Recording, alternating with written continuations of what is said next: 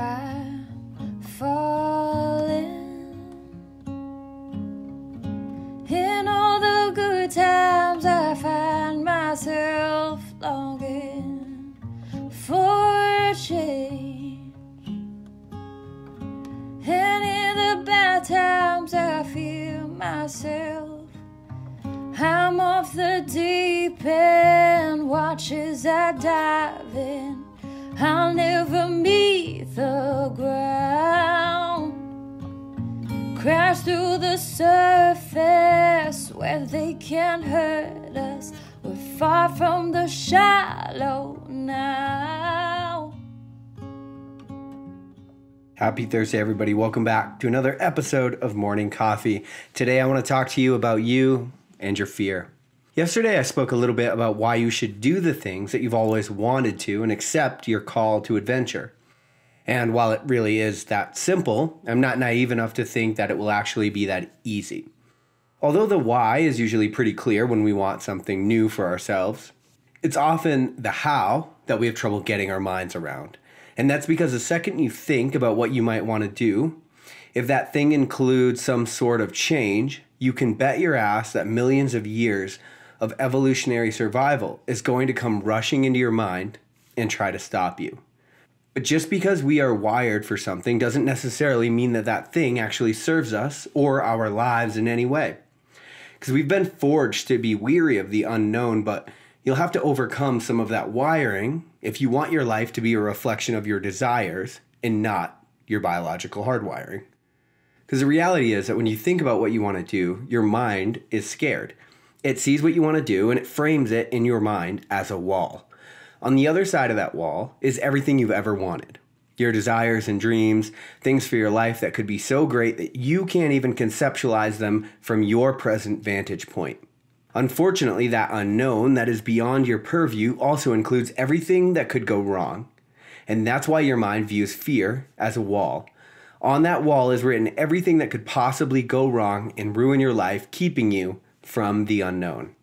And we've been bred to be especially sensitive to negative outcomes because many negative outcomes were a showstopper for our race. Like the classic example is the rustling in the bushes. The people that weren't afraid of the rustling and stuck around to see what it was could only be wrong once when the rustling turned out to be a lion. And that process repeats itself over and over. All of the fear sensitivities are being coded into our DNA. That's why if you show a baby a picture of a spider, they get scared even though they've never been exposed to a spider bite or aren't able to rationally explain where that fear is coming from. It's coded into their DNA. Coincidentally, that's also contributing to your own fear when you think about going out on a limb, even though you've never done it before.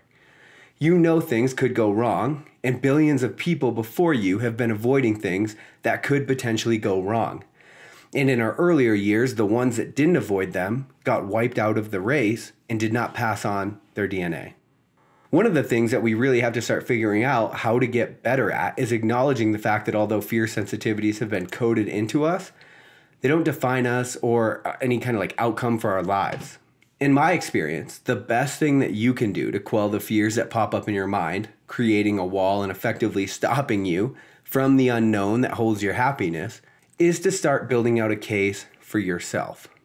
And I do this with my clients a lot because you have to build out a case for yourself if you ever expect your rational conscious mind to believe what you want to do or that you're actually capable of doing that thing. Start looking at the fears from every allowable angle and see how they might be untrue, weak, or just plain fiction. The typical response to fear is one where we give fear all of the momentum. We look at how something goes wrong and then we either dwell on that or allow that to grow and become something it has no business becoming. We literally inadvertently build a case for the fear. Sometimes you have to ask yourself what it is that you're so damn afraid of. Sometimes you won't get an answer, which means you're most likely living with some kind of low-level anxiety and your problem isn't actually the thing that you think it is in the first place. But sometimes you have legitimate fears, and the best thing you can do is to start building out a case for why you are actually incredibly capable of getting over such fears, roadblocks, limitations, whatever that looks like. I know I had many fears about going into full-time entrepreneurship, but when I really dug into those fears, what I found was that I didn't have any particular fear at all. actually. Instead, I had a mindset issue that needed to be adjusted or dealt with. But you would be incredibly surprised at how quick fear loses its power and how quick that wall comes down as soon as you start digging into it and questioning it. My question for you today is, what are you so afraid of? You might find that if you can answer that question, there's much less fear there than you even imagined in the first place. And look, there is a ton of literature out there on how to deal with fear and how to get over it. And this is just one way that begins to strip it of its power. And in my life, it's been the most effective. So dig into these things that you're so afraid of that are stopping you from living the life that you actually want to be living.